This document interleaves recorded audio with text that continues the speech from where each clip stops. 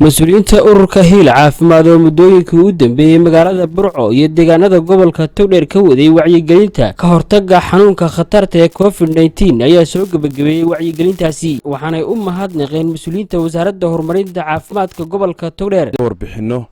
tan iyo intii covid-19 uu bilaamay howlgalkeenu ku jirnay haddaan nahay ururka hiil caafimaad kolley ugu horeyn waxaan ka soo bilownay inaanu samayno wacyigelintii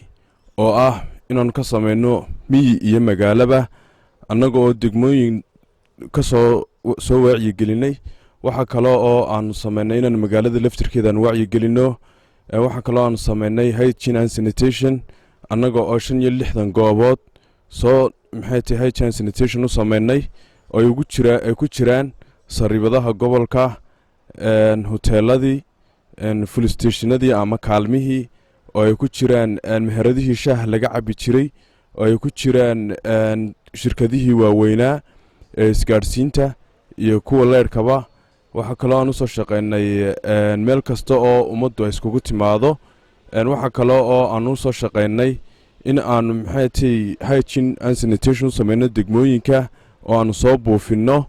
oo ay ka mid yihiin inaanu 2 qaybood baan u samayno oo ah ugu horeysa oo ah maxay tahay inaanu u samayno qolo kasta oo aan u tagno wacyigelintii iyo buufintiiba waxaa halkan aan si ballaaran uga mahad celinayaa mubaarig oo isagu naga caawiyey face shilkii iyo mace faski waxaa kaloo aan marnaba la ilaawi karin oon isagana aad uga mahad celinayaa isuduwaha wasaaradda caafimaadka doctor aadan caseyr iyo dhammaan bahweynta hiil caafimaad aan leenahay aad iyo aad baad ugu mahadsantihiin wax kastoo aad qabateen gabagaba ku dhow barnaamijkii buufinta ee ururka horumarka caafimaadka ee hiil caafimaad uu ku guda jiray markaa wasaaraddu tiimka way tababartay waxaanay u idmatay inay magaalada buufiyaan waxa kale ay ku dareen oo ay soo buufiyeen miyiga degmooyinka miyiga iyagoo tegey deegaanooyin fara badan marka halkan waxaan uga mahad celinayaa dhammaan tiimka hiil caafimaad sidoo kale mas-uuliyiinta ururka hiil caafimaad ee magaalada burco waxay qalab caafimaad kala wareegeen mas-uuliyiinta hotel city balaas ee magaalada burco halka iyaguna ay shahaado sharaf ku maamuuseen maamulka hotel city balaas ee magaalada burco ururka horumarinta caafimaadka hiil caafimaad wuxuu ku wareejinayaa wuxuu deeq ka helay hoteelka city balaas hotel uu maamulaha ka yahay mubaarig axmed yuusuf isagoo markastana la shaqeeyo gacan xaalana markastana la siiyo dhiirigelinta iyo taabagelinta nolosha ururkaba mubaarig wuxuu ku mahadsan yahay markuu arkay halgamayaasha ururka hiil qaran sidii qaranka oo la dagaalamayaan aafadan soo aafaysay xanuunkan covid-19 ayuu bal in karaankiisa oo dad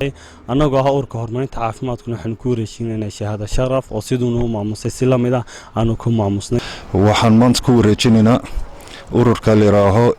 hiil caafimaad oo runtii shaqo culus oo shaqo weyn ku haysta gobolka togdheer waa group danyara oo medical professions oo ka tirsan nurses iyo dakhtariin waxa weeyaan young professionals oo iminka runtii frontlineka ku jira qaybta ka hortagga covid-19 khaliil barra awraan TV-ga qaranka Soomaaliland magaalada Burco